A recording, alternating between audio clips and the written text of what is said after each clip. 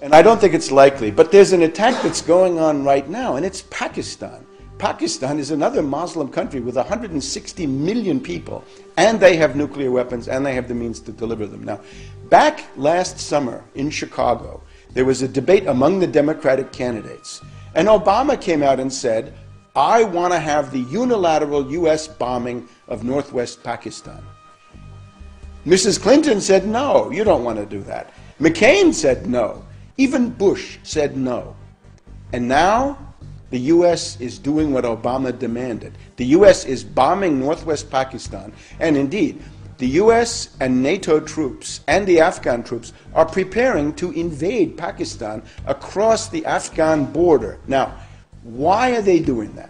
This is the one part of the world where they still talk about bin Laden, Al-Qaeda, the war on terror, all of this idiotic mythology. Why are they doing it? They want to destroy the Pakistani central government. You probably saw the statement the other night from the Prime Minister of Pakistan, Gilani. He says, our national honor and sovereignty does not allow foreign troops to come into our country. And he's absolutely right. But the US and NATO are now going to do that under the new policy. The goal is to destroy Pakistan. You see Iraq now carved into 3 parts.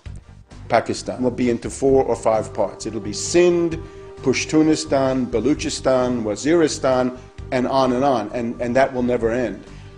That's the goal. Now, why are they doing that? Not so much because it's an Islamic country, although that does figure in. Mainly because it's a potential ally of China. It's traditionally friendly to China, and under conditions of world crisis, Pakistan would tend to gravitate back towards China. So look at our hit list now. We've got not Iran on the hit list anymore. Iran is now a candidate to be played against Russia. But the hit list is now Sudan and Pakistan. So that's the change. And Obama is the one who demanded the attacks on Pakistan, when everybody else said no. So McCain, ironically, was a better friend of the Muslims than Obama was, because McCain said, I talked to General Musharraf about these things. I don't do it unilaterally. And Obama said, no, it's got to be unilateral. That's the Brzezinski policy. That's what, of course, Obama has no idea. Obama doesn't even know where Pakistan is. So he's spouting the line that Brzezinski gave him. Brzezinski's argument to the neocons is to say to the neocons, you're fools, you're bunglers, you're so obsessed with Israel and the Persian Gulf and Iraq and Iran that you've lost the big picture. And the real power in the world, of course, is Russia, China. Those are countries that are seriously capable of resisting the US and the British, and you've got to focus on them. And India, of course, would then become a big asset in that regard. Japan is another one. There's just been a summit of Japan and China. And the big question, of course, there was, would Japan become a staging area for the kinds of destabilizations of China that Brzezinski is planning? So the Japanese government, fortunately, has said no. The Japanese defense minister said that chaos in China would be the worst possible outcome for the interests of Japan. So it looks like Japan is saying no. Looks like Taiwan is saying no. They voted for the more reasonable party, the non-independence party that wants to have good relations with the mainland of China. The old KMT is now back in power. So everybody in the world is now in the process of choosing sides. Now, the point of having Obama is you've got the same old imperialism, and you're going to give it a facelift. You're going to give it cosmetic surgery. And one goal is to have that face for Africa. Let me just do Africa for a second. The goal in the case of Africa is to kick the Chinese out. It's to deprive China of the oil. We've seen it with Sudan. Oil, raw materials, minerals, and other things that they get from China. Ultimately, Brzezinski would like to isolate China, encircle it, and then reach a point where China would have nowhere to turn for oil except the Russian oil wells in eastern Siberia. In other words, the end product of this entire policy is to play China against Russia and get rid of both of them, destroy both, and then the US and the British can settle in for another 100 years of world domination.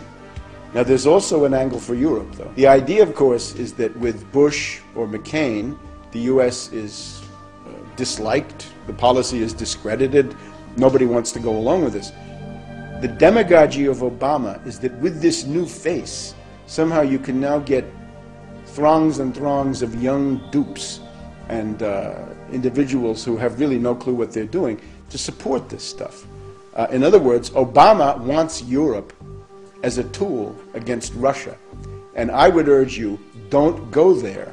Realize that that is what you're being offered, and don't do it. And if Obama comes from London to Paris to Berlin, it would be important for people to go out there and say, well, or not to go out there, say, we don't want any part of this. This is the policy that Brzezinski's been following. NATO expansion, far beyond the lines that were agreed on back in 1990 and 1991. You may remember there was an agreement that said the US would not even go into East Germany. And now we're all the way to Lithuania and Georgia and Ukraine and all these places. Now, what we're headed into is a Polish missile crisis.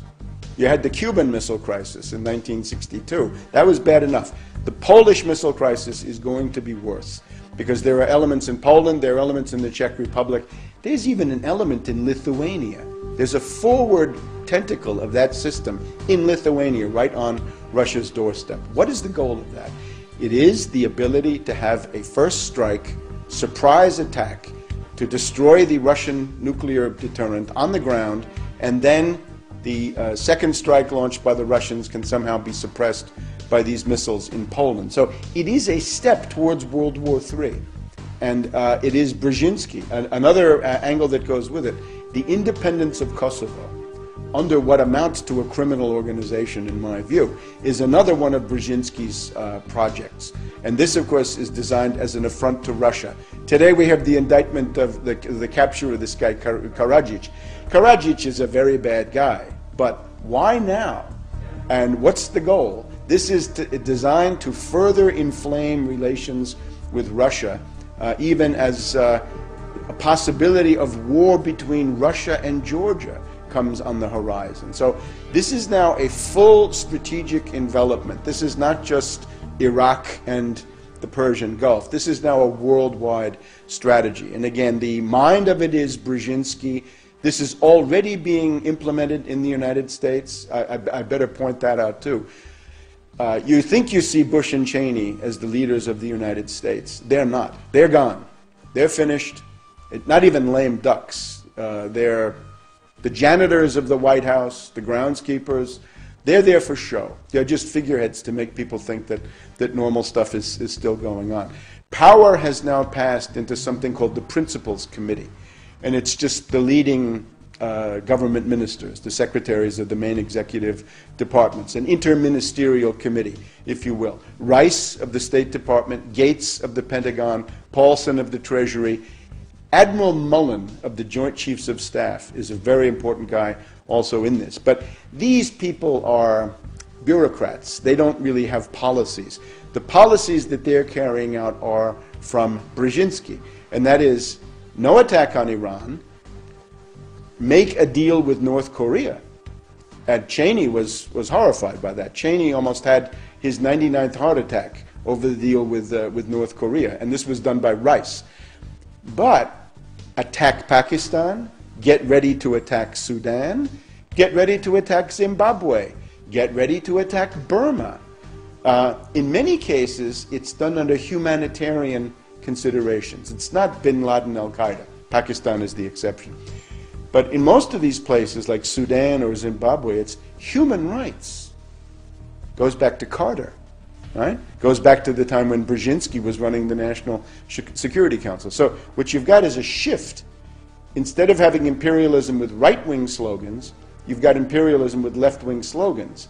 But the content is either the same or, I would argue, worse. Because the neocons had one benefit.